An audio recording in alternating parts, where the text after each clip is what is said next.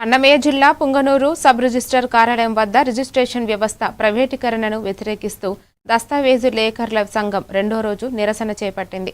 ప్రభుత్వం జారీ చేసిన జీవో ఎంఎస్ నంబర్ 396ను వెంటనే ఉపసంహరించుకోవాలని డిమాండ్ చేశారు. ప్రైవేటీకరణ వల్ల ప్రజలకు దస్తావేజు లేఖరుల జీవనోపాధికి ఇబ్బందులు తలెత్తుతాయని పేర్కొన్నారు.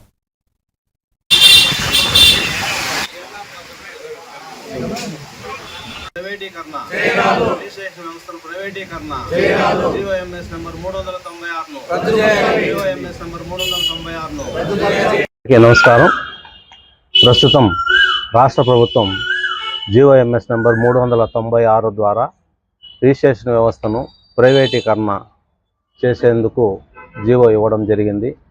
ఈ ప్రైవేటీకరణ చేయడం వల్ల ఈ రిజిస్ట్రేషన్ వ్యవస్థ ప్రైవేటు వ్యక్తులకు చేరి వారి నుంచి ఈ దస్తావేజుల వ్యవస్థను నిర్వీర్యం అయ్యే అవకాశం చాలా ఉంది.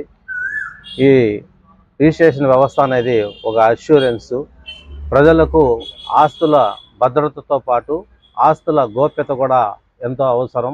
అటువంటి పరిస్థితుల్లో ఇది ప్రైవేట్ వ్యక్తుల చేతికి పోతే వ్యవస్థే చిన్నాభిన్నం అయిపోయే అవకాశం ఉంది.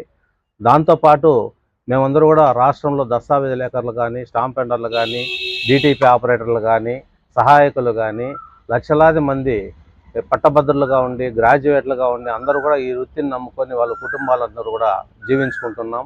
అదే సమయంలో ఈరోజు ఈ 396 జీవో ద్వారా వ్యవస్థను ప్రైవేటీకరణ చేయడం ద్వారా మాకందరూ కూడా ఉపాధి కోల్పోయే అవకాశాలు ఉన్నాయి. మా పొట్టగొట్టినట్లు అవుతుంది. కొన్ని లక్షల కుటుంబాలు ఈదున పడే అవకాశం ఉంది. ఖమ్మం జిల్లాలో విద్యారంగ డిమాండ్